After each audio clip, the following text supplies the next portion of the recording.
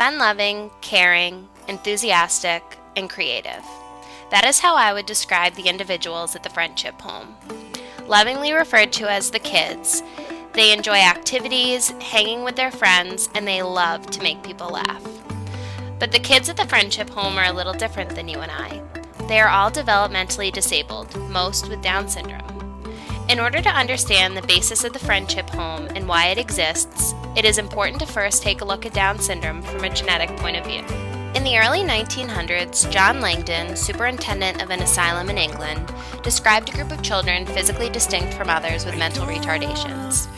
Without much regard for the ethnic insult it evoked, Langdon referred to these children as Mongoloids for their resemblance to early people from Mongolia. In 1960, the name was changed to Down syndrome, before later becoming referred to as Down syndrome or simply Downs. In the 1930s, two independent scientists, Wardenberg and Blair, speculated that this physical discrepancy was caused by chromosomal abnormalities. However, it was in 1959 that Jerome Lejeune and Patricia Jacobs described a triplication of chromosome number 21 to be the cause of Down syndrome. Between 1959 and 1962, the two other main causes of Down syndrome, translocation and mosaicism, were described. 95% of Down syndrome cases result from a trisomy of chromosome number 21, leaving an individual with extra genetic material in the form of 3 copies of number 21 instead of the normal 2 copies. For an individual with Down syndrome, the journey to trisomy begins during meiosis. Non-disjunction occurs and one chromosome pair does not divide, sending the complete pair to one spot. When one abnormal gamete combines with one normal gamete, the resulting fertilized egg has 3 copies of a chromosome. 90% of the abnormal cells are eggs, and although the cause of the non-disjunction error in female gametes has yet to be pinpointed, it is definitely connected with maternal age. Not all cases of Down syndrome are the result of 3 full copies of chromosome number 21. In fact, 3 to 4% of cases are due to a Robertsonian translocation, where 2 breaks occur in 2 different chromosomes, typically number 14 and number 21. The genetic material rearranges on these 2 chromosomes, and some chromosomal material from the 21st chromosome replaces some of the genetic material on number 14, yielding a triplication of chromosome 21 material. It is possible for translocations to be inherited, so genetic testing becomes very important if either parent may be a carrier. The remaining less than 1% of Down syndrome cases result from mosaicism. In mosaicism, there is a mixture of cell lines, meaning that some cell types have a normal set of chromosomes, while others have a trisomy of number 21. In all 3 cases, the extra set of genes on the extra chromosomal material leads to overexpression of the specific genes and increased productions of the products these genes produce. There are many genes linked to the chromosomes involved in Down syndrome that result in a wide variety of effects and conditions for an affected individual. These effects include decreased function of the immune system, heart defects, skeletal abnormalities, and mental retardation. These wide-ranging effects associated with Down syndrome yield the familiar physical and mental symptoms. Although each case of Down syndrome is unique, and individuals may possess all, some, or none of these characteristics in varying degrees, the most common physical characteristics are low muscle tone, small stature, upward slant to the eyes, and a single deep crease along the center of the palm.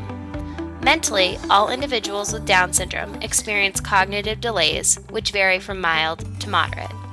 Some symptoms, including congenital heart defects, respiratory and hearing problems, and thyroid conditions, have the potential to be very dangerous.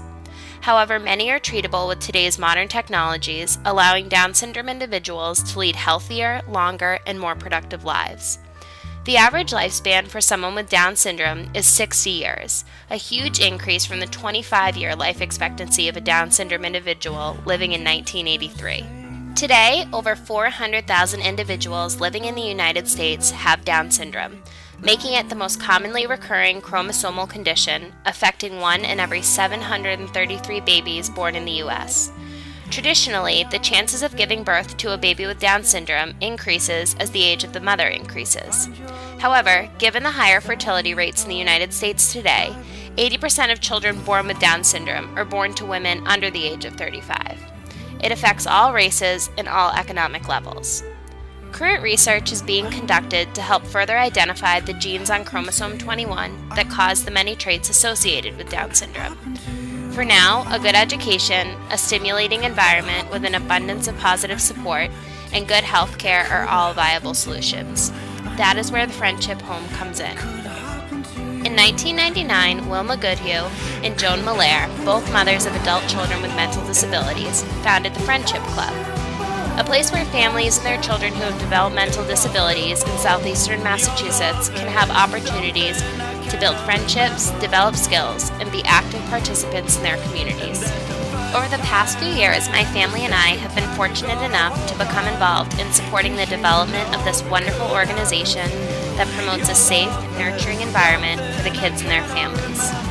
Over the past 10 years, Friendship Club has grown by leaps and bounds, and this past fall they broke ground on the Home with a Heart. Friendship Home is a haven for parents who sometimes need a much-needed break from the full-time job of taking care of their adolescent and adult-aged children. It is a social opportunity for the kids to enjoy each other's company and make new friendships. It is a project to bring together community members, business owners, families, and friends to sponsor projects, events, and activities that bring awareness to Down syndrome. These kids put a face, a name, and a personality to Down syndrome. But more importantly, they bring hope. Hope for research, for cures, and for opportunities to live life to the fullest for these amazing individuals afflicted with Down syndrome.